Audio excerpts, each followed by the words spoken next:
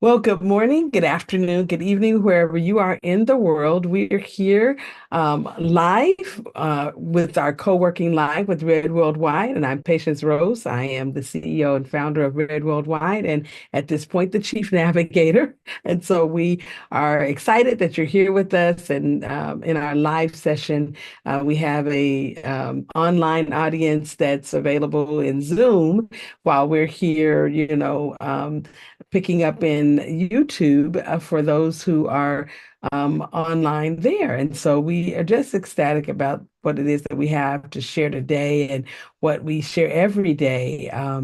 And so generally, when we come to co-working, just for those of you who are new and you have never been into our co-working sessions, these are live sessions that we do. And we have a group of people that come every morning when we're here in the morning, and in the evenings. We are expecting to have a group that will show up in the evenings. We are now hosting our co-working sessions at two different time frames. Monday and Wednesday, we're at 7 a.m. Pacific Standard Time. And then Tuesday, Thursday, we're at 5 p.m. Pacific Standard Time. And then on Fridays, we're at 12 noon Pacific Standard Time. And so we try to open it up to give others who are in different time zones an opportunity to participate, because we have some people who are in, Mountain Time, some who are on Hawaii time, and then some, of course, on Pacific and Eastern and Central Time. And so we wanted to try to get everyone, and we thought by mixing it up a little bit, that would give us an opportunity to do so. But we want to talk today about some really crucial things. We've been really working towards mindset and seeing what it is that we need to do to um, uh, deal with our mindset as creators, as inventors, as entrepreneurs. And with that, thought, we have been really digging deep. We've actually traversed some of the areas of wellness and how wellness really intersects with our business and what we have to do in order to keep ourselves mentally well, so that we can really do what we need to do for our clients and our customers, and our employees and contractors that we work with every day. And so we want to kind of steer ourselves in that same direction. But today we're going to be approaching it, from the standpoint of engineering entrepreneurial excellence. And this is really meant to help us, create more mastery of our mindset. And so today we're going to kind of delve into these 7 areas: being grateful, being mindful, being intentional, being fearless, being different, being more, and then celebrating our wins. And so I want to kind of help you understand the framework, for this, because when I was really planning this out and thinking about what it was that, I really wanted to convey today and then open up the line so that people can really talk about this, I had to think about, what is it that we needed to explore, about mindset, that would really help us to have some level of transformative power operating through us, and how can we cultivate these concepts to make them what they're supposed to be. So when we're talking about cultivating a grateful mindset, we want to make that a daily thing. This is not something that happens, and sometimes it's a moment by moment. We've talked about those days that, it's like, oh, I just really need to learn how to be thankful today for just the small wins, the small things, and so we have to unleash our gratitude and understand, how gratitude works, for us, and how we can work with it to help us. And so I want to give us a few tools when we're, talking about the concept of utilizing gratitude. What can we do, and what can we use, to help us become more grateful, or to even recognize the gratitude that's already in us that we may not be able to see right away because of all of the other stuff that's going on around us. And so have these concepts of starting or ending your day by writing down three things you're grateful for. And for me, sometimes in my journal, I have to start my day and end my day with that because it shifts my focus, from what's lacking or what I don't have or what didn't happen or what, is not necessarily possible for the day because we're now at the end of the day to the abundance, what did I accomplish, what, is happening, over time and how can I see it differently so that I can, open my mind to new possibilities. And I want to ask for a couple people that are on the line with us today. I know I have one person that is an amazing um, proponent of gratitude, and I've heard just some of the things that she's teaching with regards to gratitude in her sessions as she's working with her clients. And so, Crystal, if you're on the line, if you can unmute your mic and just share a little bit, about, the gratitude concept and what it's done for you and what it's doing for the people that you're working with. Hi, thank you, Patience. I'm working with some of them. I have them do reminders daily or at least sometimes once an hour because our day gets such a whirlwind, especially when we're first starting off and getting moving and things occupy our mind so much.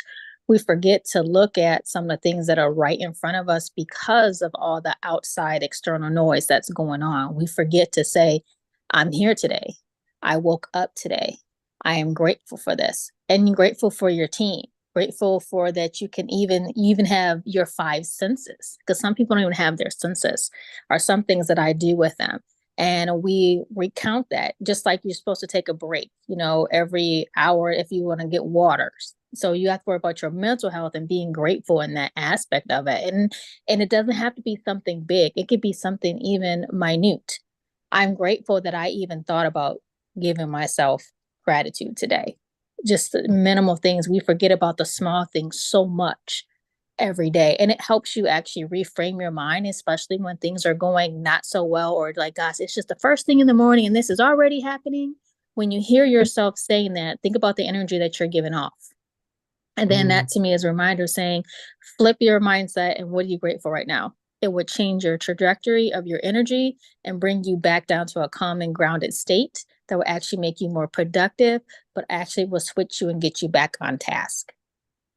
Yeah, that's so, so good. And thinking about, having the concept of a gratitude reminders, I love my Apple Watch. And so, I actually don't have it on just yet today. I normally try to put it on before we have the session, but this morning I just had it sitting here. But this Apple Watch has the ability to have alerts and reminders on it. And so the concept of having a reminder, that just pops up at a random time that says, what are you grateful for right now? And it's really important, to recognize that when you can set something like that, it will just kind of shift you into another thought process. Okay, I'm grateful for this one thing right now. Kevin, I see your hand. You have something to share, I'm sure, because this is an area that you were the second person that was on my list. Okay, so you can share, that'd be great.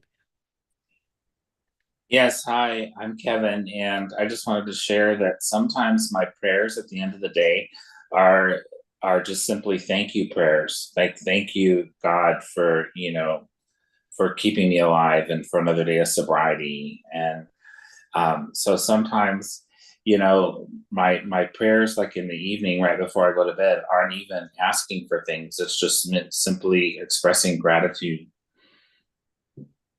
Yeah, no, and that's really important. It's really true. I know sometimes when even when we're in the physical building, there in Texas, I would walk around in that place and I just be grateful, for the atmosphere and the environment that we had, the beauty and the opulence, that was there, and the ability for me to look out of the window and see the city and look over the city and just, having the mindset of being thankful that I could, have the ability to weigh in, even if I'm praying, for clients and my customers, and praying for the people that worked alongside of me. I'd be standing there looking out of the window, just grateful for, and just in embracing that attitude of gratitude, okay, in those moments. And so it really is important for us to have these gratitude reflections, times of the day when you can just stop and just have a reflection, of what's going on right now, and not waiting, for something to happen for you to say, oh, thank you for this, but being thankful before something happened, and being in that moment to actually say, you know what, I'm expecting something and I'm thankful that it's coming, and I'm grateful for where I am right now and that I can experience it. I also heard someone the other day, they were talking about, pain.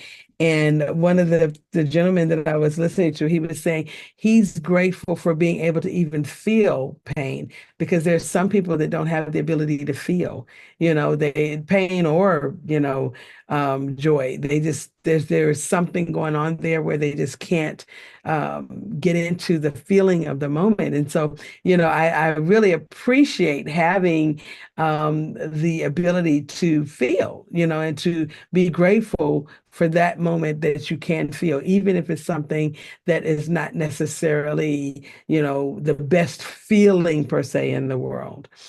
So thank you guys for sharing on that one. And then being mindful. This is one of my favorite ones, because it's not something that, it comes to the forefront of everyone's mind to, do things, from a position of mindfulness. And so sometimes we have to really practice mindfulness. And how do we do that? Well, we have to first understand that the present is a gift. And so being mindful is kind of living in the present, and it really is a gift. And I, talk about it from the standpoint of mastering the moment of now. It's now o'clock. I remember when we a few years ago, we were right at the first of the year, and our pastor, Pastor Mike, he was like, Happy New Now, not Happy New Year, Happy New Now.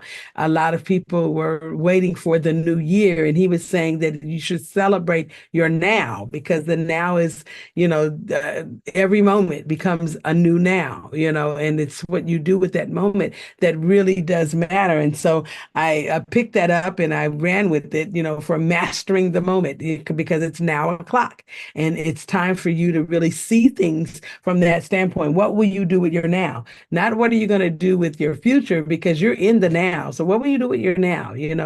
And this should say use single tasking sessions, but a lot of times we fit so much stuff, or try to fit so much stuff in a moment, that it becomes a real challenge for us to get it all done. And then we look up at the end of the day and we're concerned because we didn't finish everything. So what will you do with your now? How do you use these single tasking sessions so you can have better completion rates? I finished what I was supposed to be doing in the now. Instead of using the to-do list concept, I get that we have that ingrained in us for all types of different concepts that have come, with regards to multitasking, to time management, to, what we call this, the new one now. It's no longer time management. There's another name for it, but it essentially becomes a task management system, that people use with all the reminders and things. And I will tell you that if you are able to master the moment of now, then you are so much more productive, because you're having your full attention on one thing, and it's a mind-filled moment, that you're paying attention to this one thing and not thinking about, okay, after this, I have to do this. And after that, I have to do that. And because sometimes when you do that and you are multitasking, or I call it time sharing, okay, what ends up happening is that you're not as focused on the one thing. You end up being more focused on all of the things that you didn't get done or that you have set before you. And so mastering the moment of now is really, really an important concept, and being able to, jump in there with that now o'clock thing and make things happen, does really position you a lot better. So in the single tasking session, what you can do is choose a task and dedicate a set of amount of time to that one task, uninterrupted. Turn off your notifications, I turn my phone completely upside down, even though it's on do not disturb. A lot of times, things will be delivered silently. And then I find myself picking the phone up to look at something, even though I had it set in a way that is supposed to help me focus better. And so I'm saying, just turn the notifications off for that hour, and or put your phone somewhere else so it's not right there with you, so that you can really have a mind-filled moment.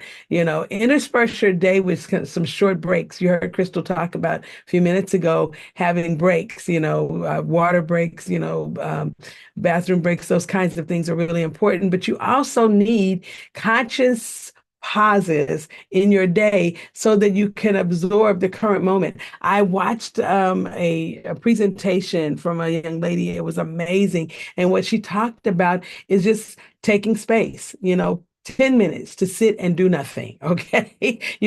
Just give yourself some space so that you can enjoy the moment, being fully present in the moment, and allow, that mind-filled moment to really come upon you so that you can enjoy it. I took a mind-filled moment this morning and I had a cup of tea. I just sat there and I didn't, infuse it with anything extra. I didn't have on YouTube or nothing else. It was just not hearing anything except the hum of the refrigerator. Okay.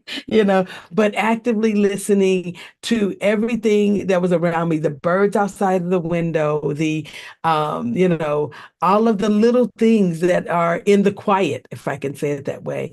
And so having those moments are really important, because that now o'clock thing is something that if you can actually put that in your life, and create this conscious effort to know that the present is a gift, I can guarantee you that it will change how you operate. And it does change how you operate, not just your personal life, but in business as well. Then we want to be intentional.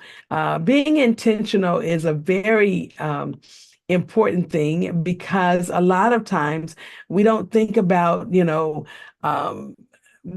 creating an opportunity for us to have intention as a focus, and so when we're building our vision, we really have to be challenged to, think about something with intentionality. And I call it having a blueprint, okay, for intention. And so how do we do that? Well, the one thing that I can say is that we have to be specific, clearly define what you want to achieve. And the more specific you are with your vision, the more real it becomes.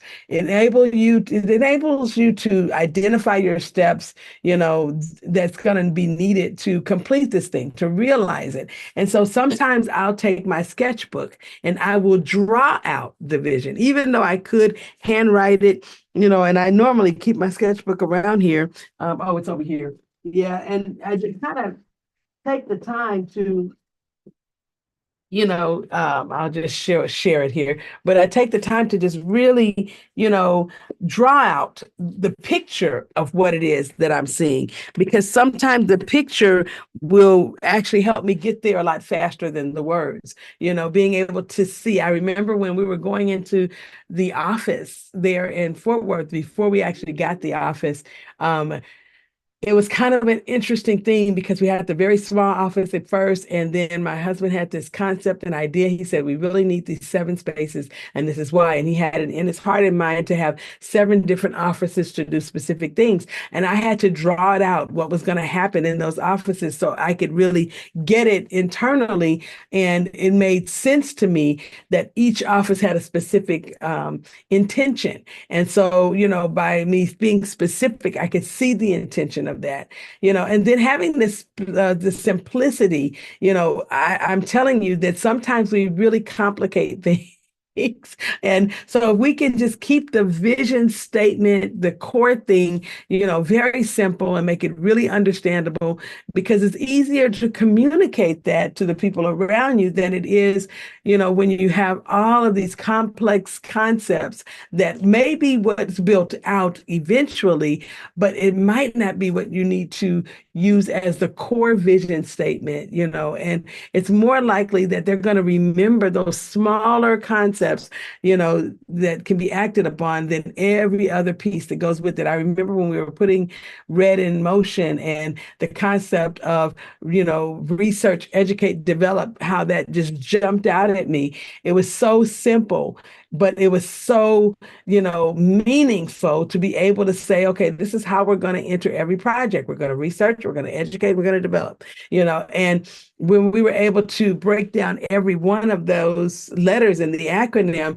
now we were able to have this more complex concept coming from each area, the education side, the courses, and all of the things that we would build out from there, and from the research side, how we were going to do qualitative and quantitative analysis and all of these wonderful things over here.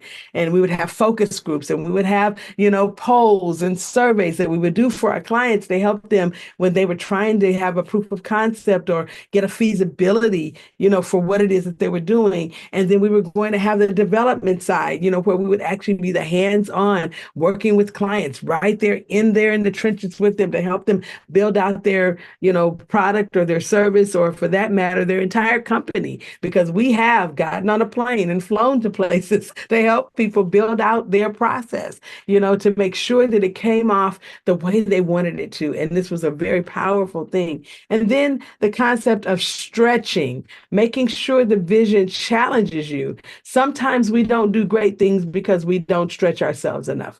We don't, give ourselves that extra push to really do something that's very different than maybe what we have done before, in that it is a challenge for us.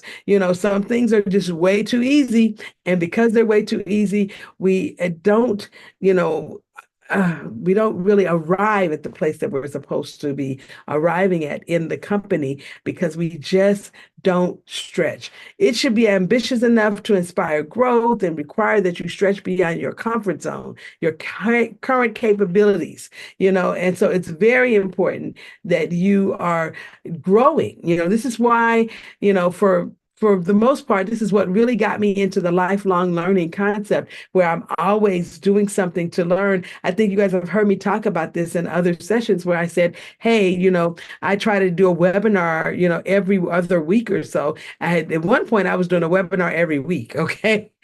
Some sort of a class or something. But now that I'm in school and I'm doing these 2 master's degrees, I try to do a webinar every other week alongside of that, and a certification or so, in between my sessions, because I am so much a proponent of having more in me so that I have more to give. And we're going to talk about that in a minute. And significance, your vision should have significant meaning to you. It should align with your vision and your values.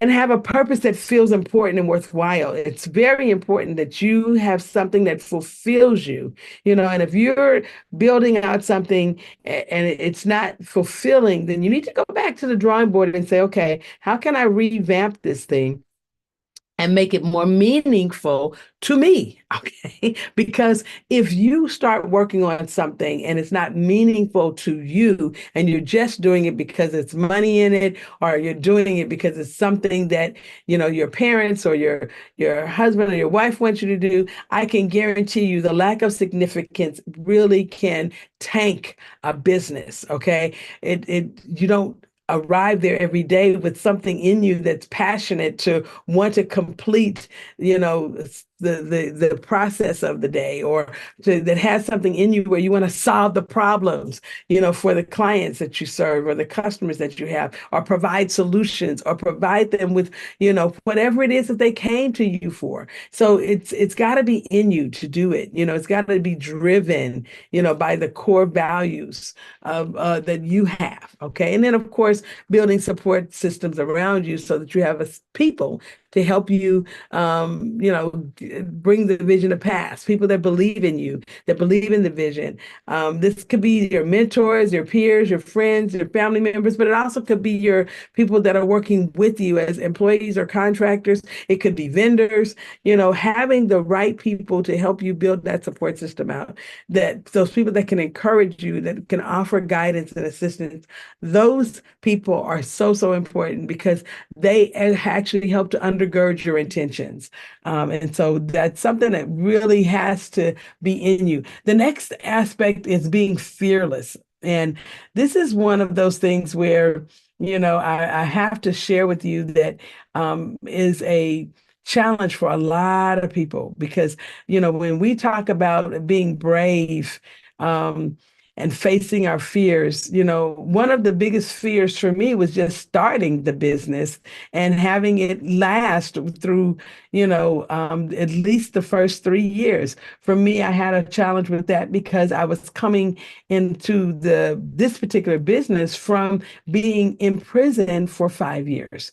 And coming out of there, and that's something that I share very candidly, with people, that I had a lot of concerns about whether or not, the adoption would be there from the people that I was wanting to serve. Would the fact that I had been in prison, would that be a deal breaker for some people, who were wanting to do business with me? And how would they, relate to it? It doesn't matter to them a lot of times when, and I could say this now, but at the time, I really had a feeling that people would not be concerned about why I went or how I went or the fact that I shouldn't have been there. They would be more concerned with the fact that I went. Okay. And for that reason, that might be a deterrent for them, that would cause them to not want to do business with me, or not want to listen to me, or feel that I, for whatever reason, didn't have the capability to provide them with the expertise,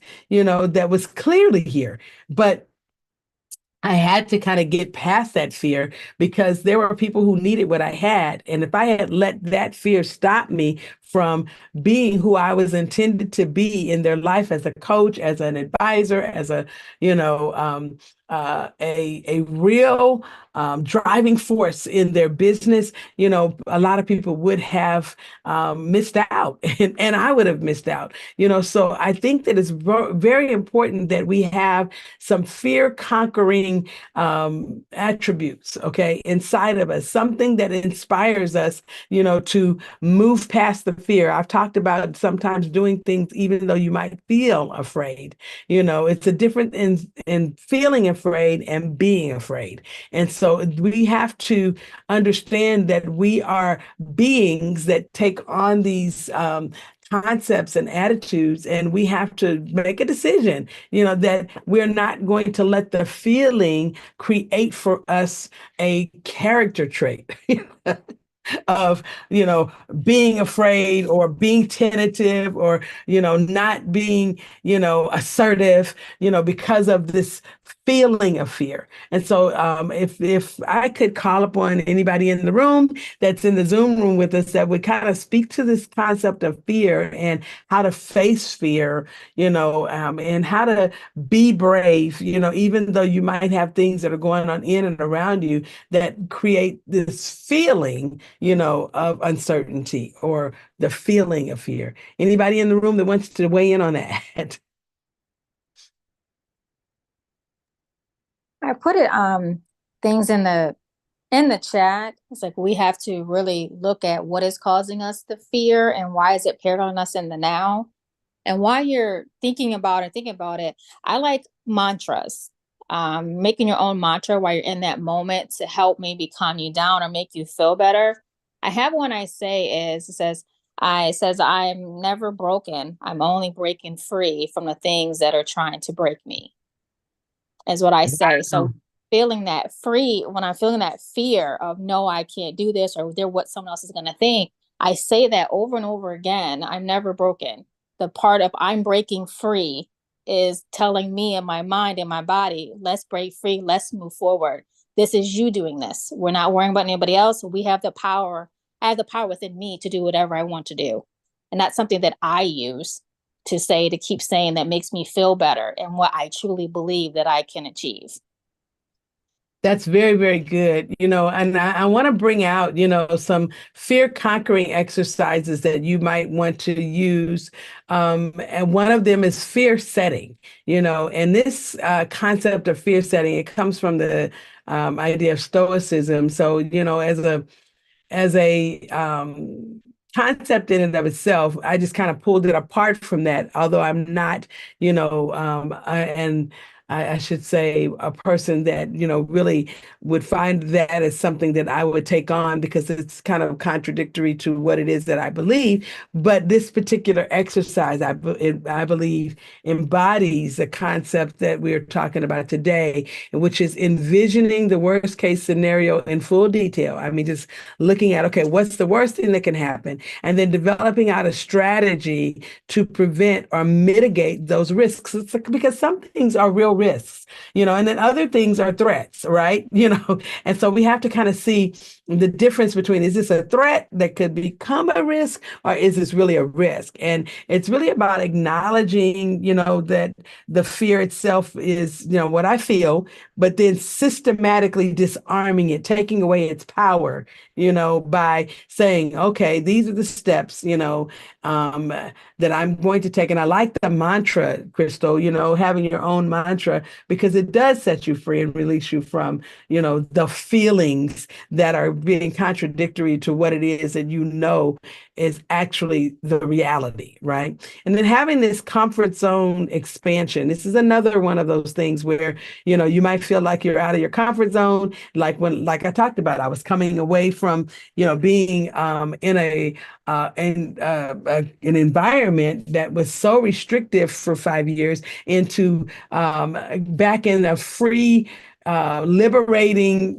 world that allowed me to just be and do. Okay. And so having that concept, I remember, my first day of having to take the bus because I was in the halfway house and I had to take the bus from the halfway house to my job. And 4 days after coming out of prison, I was working, and I was working not just any job, but I was working at a company where I was allowed to have some freedom. And, I was working in the president's office. Okay.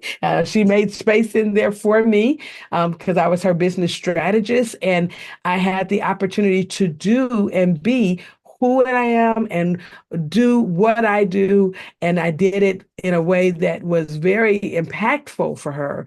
And so instead of her having me sit out in another area, it was very comfortable out there in the other area where everyone else was working, they had a very nice office. So I didn't feel some kind of way about being out, in the other area where everyone else was working. It was kind of an open office concept, but she wanted me in there with her so that she could, bounce things off of me and I could, weigh in on things that she was working on. And it just made me, understand, the level of gifting that I had. It helped me to conquer the fear that I was not relevant anymore, or that my advice would not be received or used or any of those things. Immediately, that comfort zone expansion, was there because I had,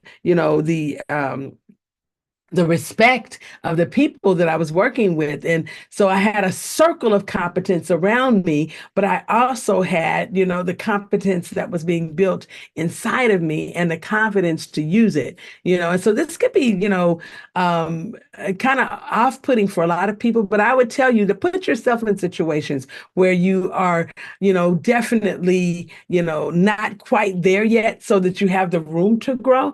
Do something new, try some new strategy or a new networking opportunity or, Toastmasters or something different so that you have the ability to desensitize your fear and build confidence, because these are exercises that are translatable it's you're doing it over here, but it actually transfers over to something else in your life where you can say, I conquered fear in this area, so now I know how to conquer it in this area as well. And then reframing failure. Sometimes reframing failure, really does help because, it actually helps you to treat every setback, as a learning opportunity. Instead of fearing failure, you start a practice where you analyze, the misstep to see, okay, well, this is why that ended in failure. And so now you're able to extract the lessons and,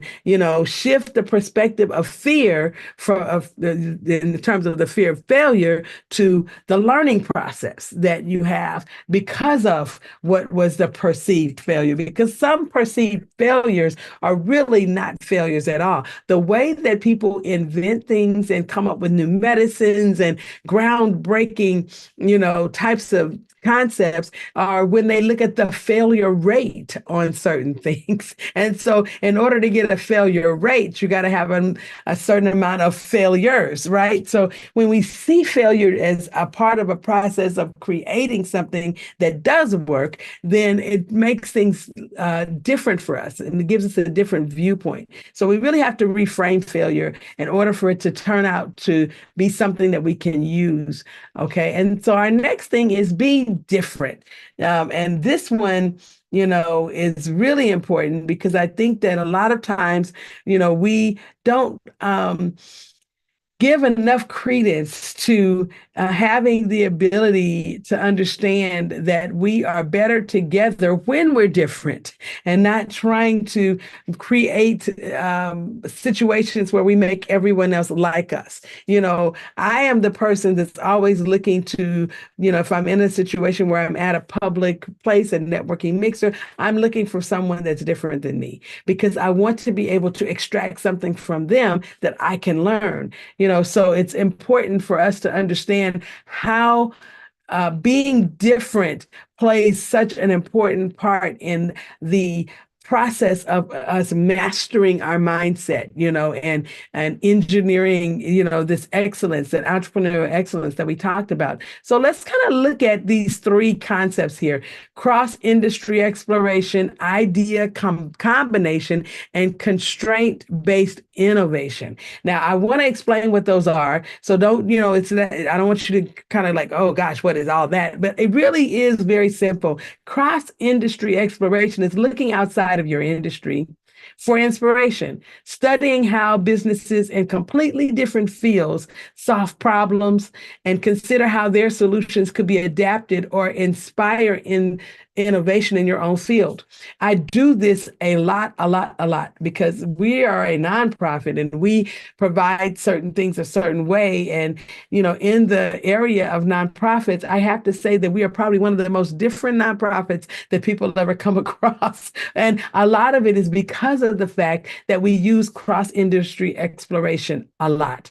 We look at, okay, if we were doing this for pay, this is how we would do it. Now, how can we take that same thing and either provide it at a discount or provide it as a complimentary service to people that are paying, our one-time fee every year for their membership? How can we do it? How costly would it be for us to do it? Where could we find the support to make sure that we can do it, and do it well? And I tell you, every single time we actually come up with a way to make those things happen. So cross-industry exploration is an amazing tool that you can use, when you are daring to be different. What about idea combination? Well, it's really just merging disparate ideas to create something new, using brainstorming techniques like I have one that we'll look at in a few minutes called Create. And this particular type of thing helps you to explore how you can combine existing products, services, or ideas into innovative offerings. And so it's very important that you can look at the concept of helping yourself create something new from something that already exists. It's based on the notion that what is new is often just a modification of existing things we already know.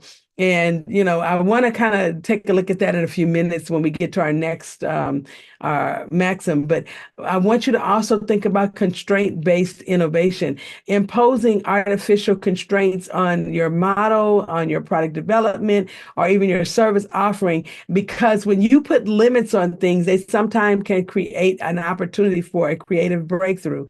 When you say, okay, we can only do it this way, and now you see how you can force the envelope, force you to think differently about that concept and work with, what it is that you're doing in very new ways than what you've done it before. So, these three areas are very important to the concept. So let's look at the word create. How do we use this innovative thought process to, bring something different to market, bring something different into the forefront of what we're already doing? Well, we have to contrast. We look for opposite ideas or processes that can provide, or offer new insights. And this is something that I look at all the time, something that's very different than what I'm doing, and see how that opposite thing, could give me insights about what I am doing and give me the ability to provide a more complex or complete service, that better meets the need of the customer. Reconfigure. Change the layout, the order, or assembly of our products or services. We've done this many, many, many times. That's how we ended up with co-working, because of the fact that we were looking at these 2 hours that I was spending with just our team, and how everyone was asking for time and they were needing appointments, and there were lots of things they needed to learn, and I couldn't get to each person. And so we created co-working as a way to make those things happen. And then we reconfigured it again when we figured out that there were things that we could actually do in a group session that could be put out on YouTube that would help people who were not necessarily a part of our core membership, but there were people that still could benefit from the things that we were learning together. Because the whole concept of co-working is that we come together to work on specific skills together, and we, offer our ideas to the table. And as we are, doing so, we all are learning. And so this reconfiguring process has really, served us well, and it served a lot of our clients well. And so I wanted to offer that as a part of the acronym today. Expand. Consider how you can add features or scale up, on your existing ideas. What is it that you can do, that you are, with what you're working with, that will actually help you scale, take you to the next level, and expand the capacity of your business. Then alter, modify aspects like shape, color, or components of your offering. Many times we've added things on to the things that we do, or for that matter, we even scaled some things back because of the fact that we needed to be able to dig deeper, with a client. And so having this modification process where you can add to a product or a service, or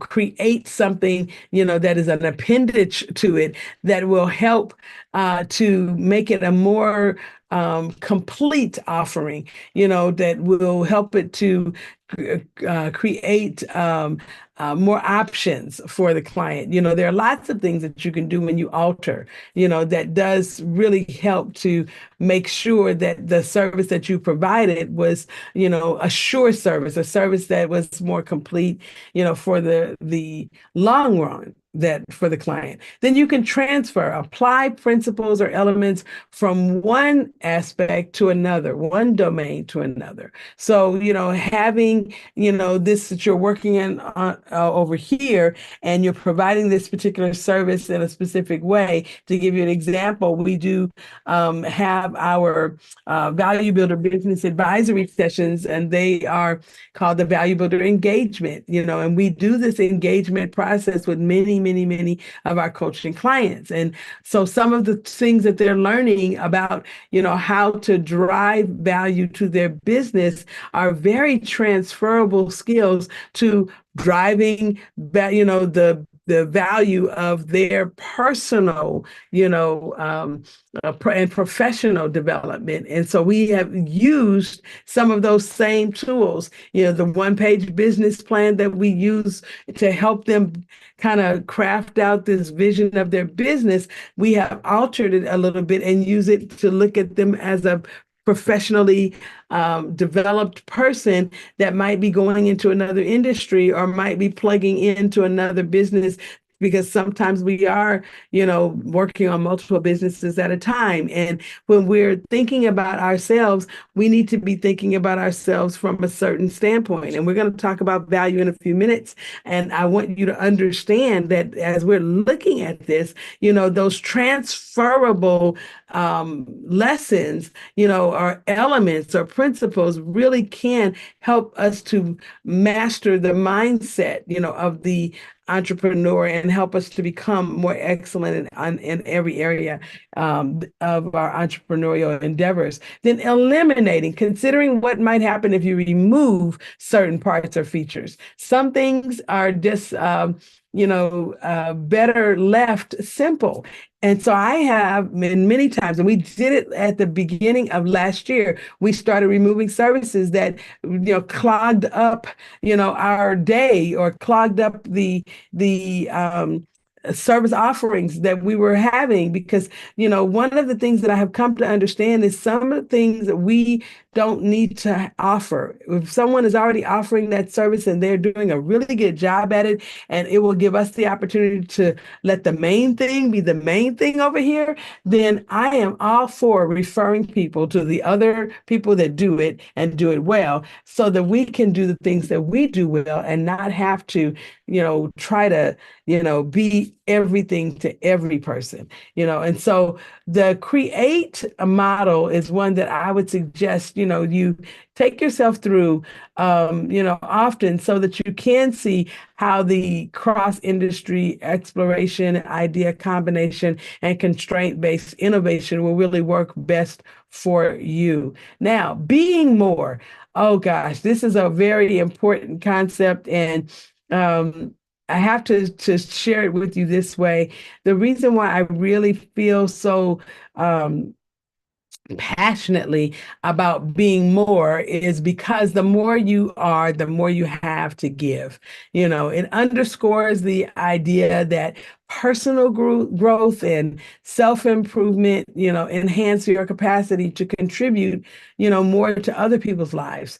And there's some principles that I use to support this. And so I want to kind of look at those principles: self-enrichment, empathy expansion, and resilience reinforcement. And so when we're talking about self-enrichment, this goes back to that lifelong learner concept, being able to personally develop, and have these skills that you're constantly acquiring, and constantly practicing, so that you have the ability to share.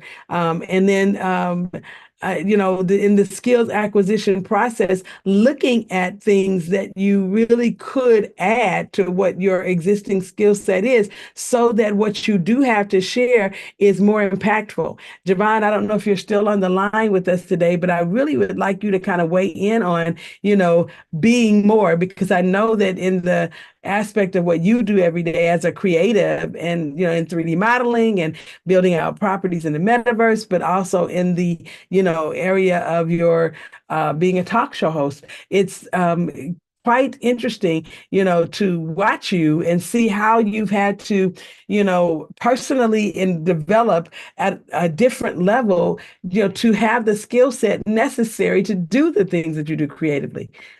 Can you weigh in on that?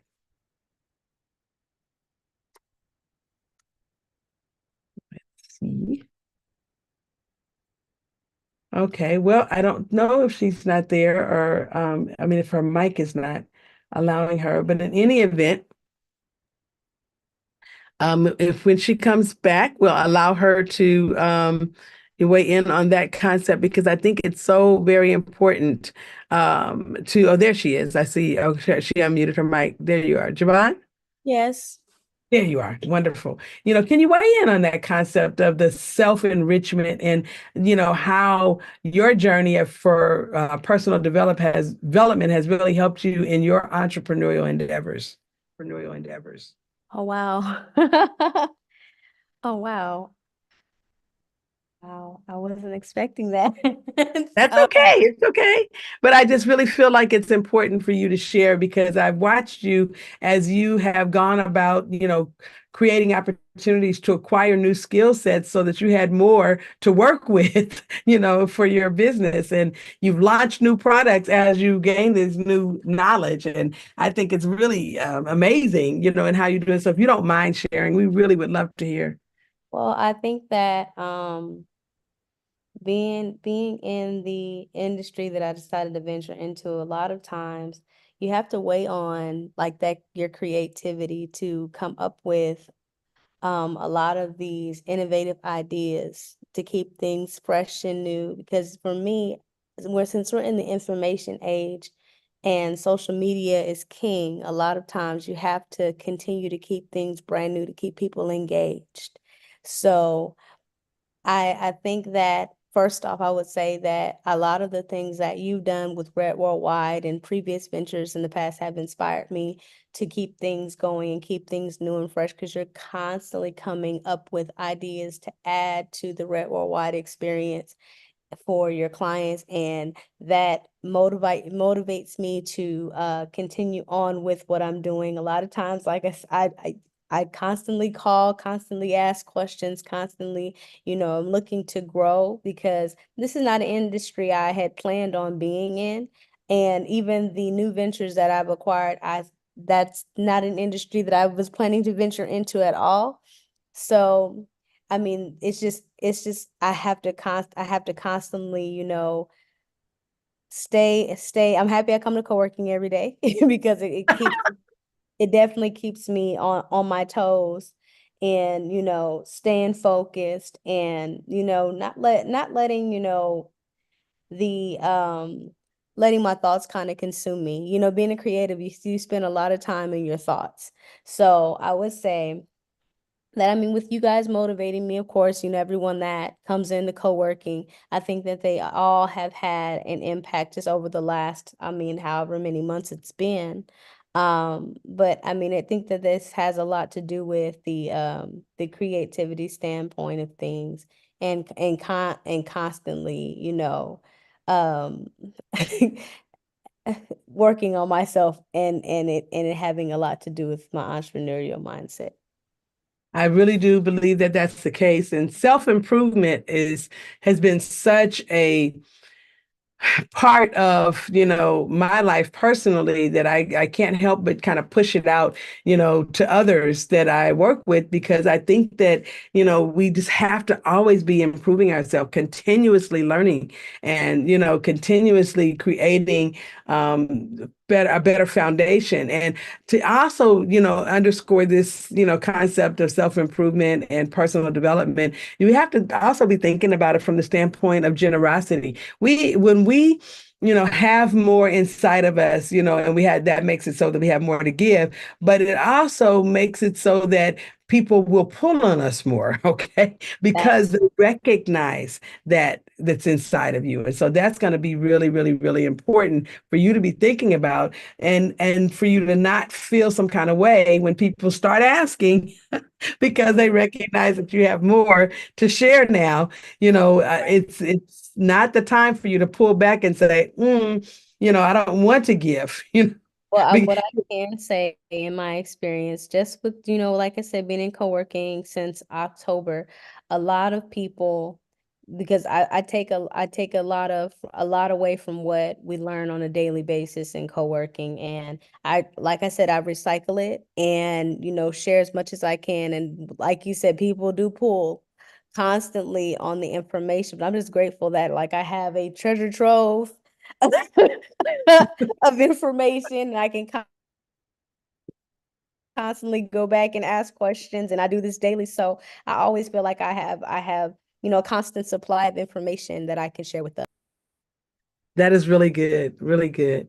Okay, so there's the concept of empathy expansion. As you work on, understanding your own emotions, your needs, and your motivations, you kind of become attuned to the feelings of and situations of others. I had the opportunity to do an empathy map, and I don't know if anyone has ever heard of this thing before. Those of you who are listening out there in YouTube land, and those of you here in the Zoom room, but the empathy map is something that I had never heard of before, never seen it, and as long as I've been in business, as long as I've been a person who has been a coach, consultant, advisor, even as I've taught business classes, I had never heard of an empathy map. And this was something that seems so simple, but it's, being able to see, your desired service that you're going to provide or your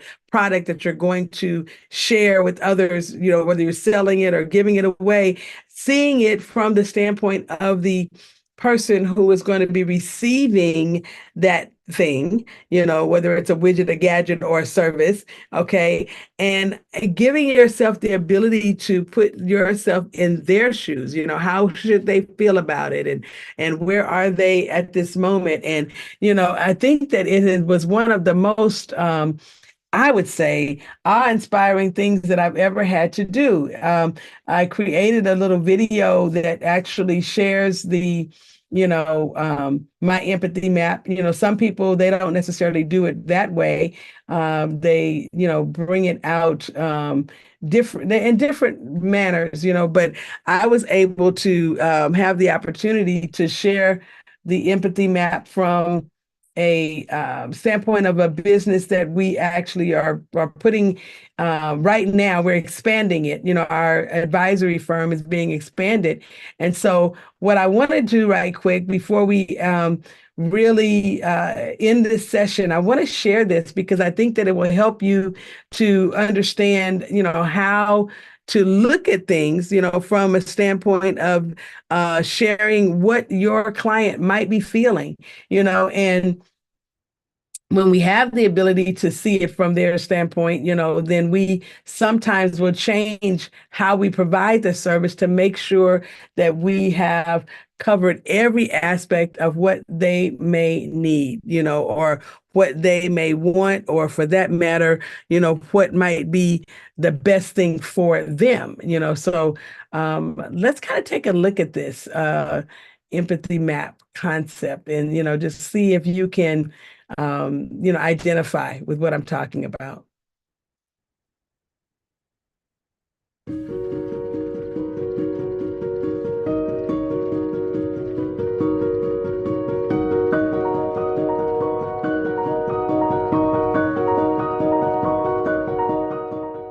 In the busy world of small to medium enterprises, the road to glory is exciting and at times scary.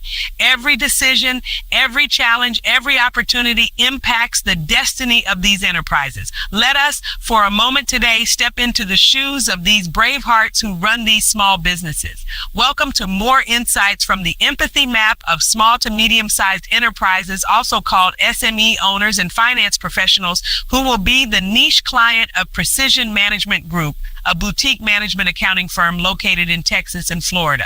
How do PMG clients think and feel? Now, let's walk into the minds and hearts of these committed souls. They lie awake at night thinking about their financial security and endlessly bugged by the ghost of tax compliance errors. Yet, they dream of the future where their business not only survives but also shines in the market competition through a distinct strategic direction. What do PMG clients hear? Regulatory changes, market volatility, success stories, or stories of demise, they never stop buzzing in the market. Peer discussions open up to shared struggles or wisdom, while the industry looks to a lighthouse of knowledge in the sea of financial unknown. What do PMG clients see?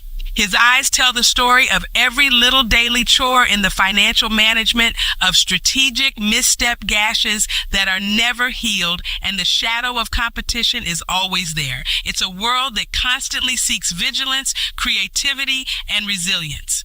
What do PMG clients say and do? Their voices carry the full spectrum of feelings, from frustration at complex financial landscapes to an iron struggle for strategic mastery. It's about a lot more than talk. It's about doing, research, reach, learn, and adapt. Each action is a step towards mastering your financial destiny. What are their pain points? The world of finance is full of roadblocks. The labyrinth of financial planning, the Herculean task of scaling, the daunting challenge of succession, and the elusive mission of expert oversight. Dragons that they need to slay along their path to success.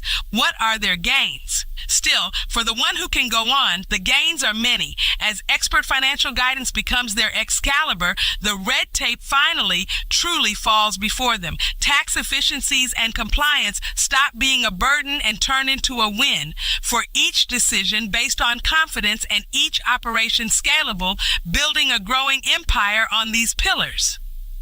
Precision Management Group is poised and ready to arm these brave adventurers with an arsenal of solutions, from corporate business advisory to fractional CFO services, and from profit and growth strategy to business succession planning. We are here to guide, support, and empower. Walking a mile in their shoes, we have crafted our services to resonate with the hearts and minds of SME owners and finance professionals.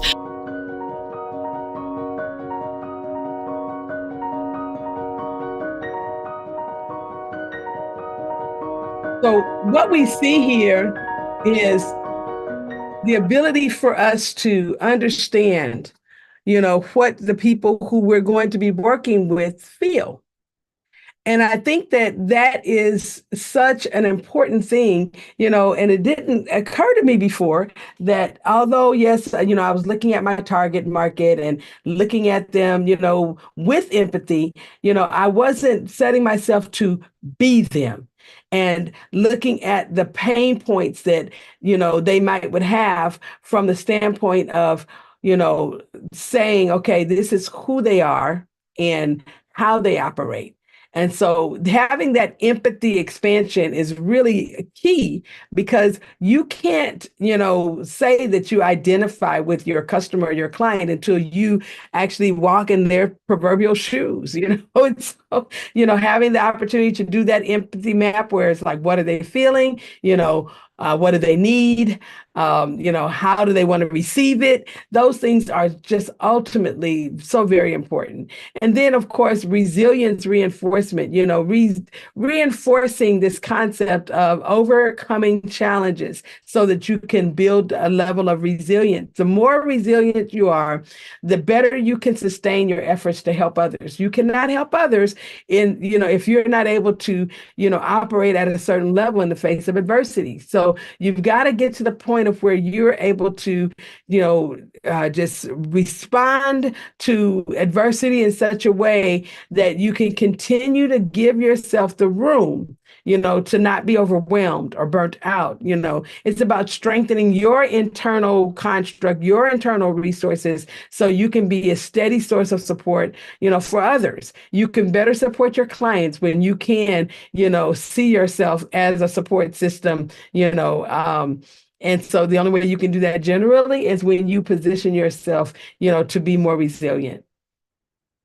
Well, lastly, we've got to be able to celebrate our wins. This is so important. Celebrating the wins are going to, be a kind of a real-time thing for you, being able to position yourself so that you can build self-recognition and confidence, and acknowledge your successes, so that you can bolster your own confidence. You can actually present yourself with the concept of encouragement. It serves as a reminder of your capabilities and accomplishments, especially when you are feeling doubtful or you're challenged by something. This practice helps you to cultivate a positive self-image and encourages you to trust your own abilities and make, that you're able to make these great gains, and have new challenges that you can accomplish with optimism, right? You can have the I can do it attitude. This really helps you. And so I want you to really be thinking about this, because a lot of times we're thinking about building confidence for other people, but you've got to do this for yourself first, celebrating your own wins. I talk about my faith tradition and how, I'm so connected to my faith. And so I remember in scripture, which is our book, that we utilize for, hearing the word of God in our faith tradition. And it is what we actually are using as our guiding authority. And I remember reading in there where everything that God, created at the very beginning of when he created the world, at the end of the day, he looked at it and he said, it's good. And so that concept has always stayed with me and has been a guiding principle for me to give myself immediate positive reinforcement. Okay. Celebrate my wins in real time. Okay. And it helps me to, have this powerful motivation that I don't have to have it external. I don't have to hear somebody outside of me, celebrating what I did. I'm able to look at it and say, you know what, this is good for today. Okay. It's just like I'm grateful for what it is that I'm being able to do, I'm also celebrating what it is that I was able to do. And that kind of reinforcement encourages repetition and so that I can do it again, replication, making sure that I do it at the same level or higher the next time. Okay. It boosts my morale. It enhances self-esteem. It increases the motivation, that I'm able to give to others. And it makes it more likely that I will have future achievements.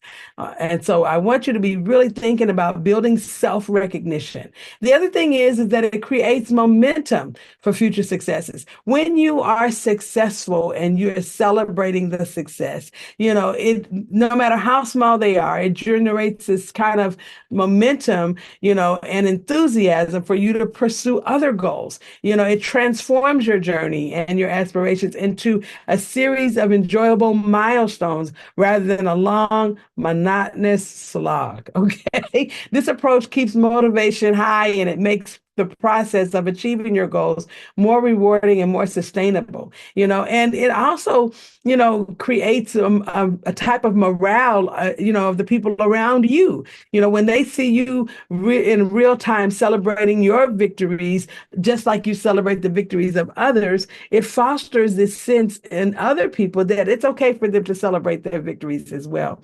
And it allows them to bring together their collective achievements with yours and reinforces the value that you guys are better together because you have a culture that supports, the ability for people to say, hey, you know what, I did that and it was good. It came out well, and not having to wait for someone else to, give you the praise. Encouragement to me is a lot better than praise. And when you can encourage yourself, then in the broader sense, it actually does help everyone in the organization, have the same level of commitment towards the celebrating of the wins.